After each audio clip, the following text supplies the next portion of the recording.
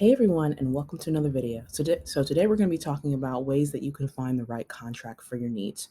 So without further ado, let's go ahead and get started. So first and foremost, we have to talk about some of the considerations that you should keep in mind before you start a travel contract.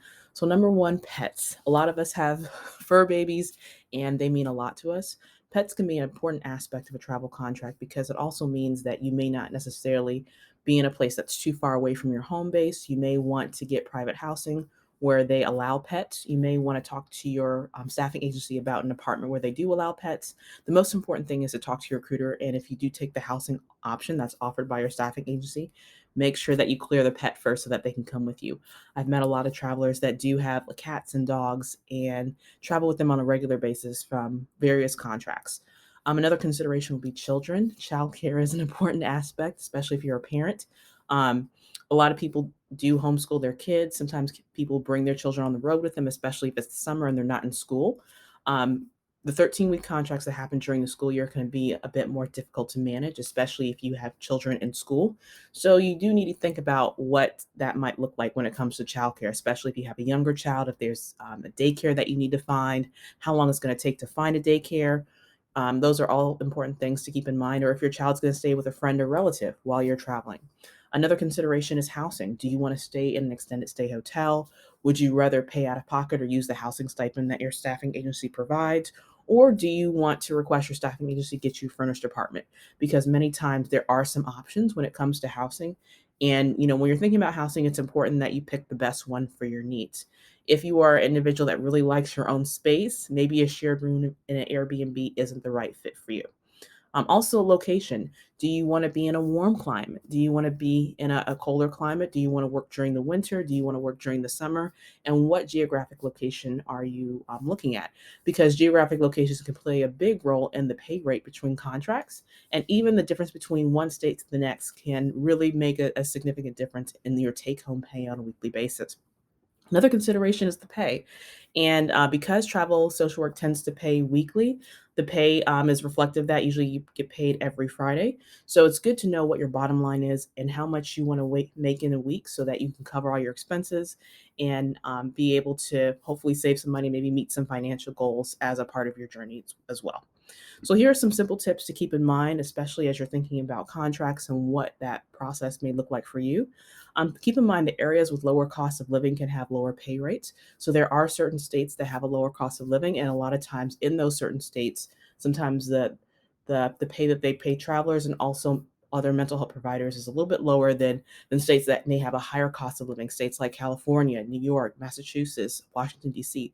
Those are areas that tend to have a higher cost of living. So sometimes they do have a higher pay rate, and typically that's what happens. East Coast positions can be helpful if you want to stay within a specific region. With travel social work, there is kind of a rule that you do have to move within 50 miles. You can't work within 15 miles of a certain location. So if you do want to move around, being on the East Coast where there's a lot of states kind of smashed together in a shorter geographic region, it can be easy to kind of bounce around states and get different licenses, but also stay within like a 4 to 5 hour drive. And this can be especially helpful, especially if you have home ties, if you kept your apartment, if you're not necessarily ready to put everything in storage and then go on the road 100% full time. So keep in mind that East Coast positions may be a better fit for you, especially if you're from the East Coast and you already kind of know the area. Um, I also encourage you to negotiate your benefits and your per diem versus your hourly pay. Those tend to be ones that are not taxable, so you're going to see more money in your paycheck on a weekly basis. One thing that you always want to ask about when you're interviewing with facilities is the cost of parking, because nowadays a lot of hospitals and medical facilities do charge for parking. So if that is something that the hospital facility charges for, you do want to get that parking covered within your contract. So it's always good to ask some of those logistical questions about parking, anything about transportation. Do they have shuttles? Are you expected to park on campus? Those are all helpful things that can help you recognize if the contract's going to be the right fit for you or not. So I also created kind of a short timeline of what the travel contract process kind of looks like from beginning to start. So the decision to travel, finding an agency or recruiter. I've done some additional videos on agencies that do hire travel social workers, applying for positions, interviewing with the facility. Usually in this initial interview with the facility, you do want to ask all the questions about the job, the roles, responsibilities, and also some logistical questions about how soon that they want you to start and what's going to be the biggest challenge of the position.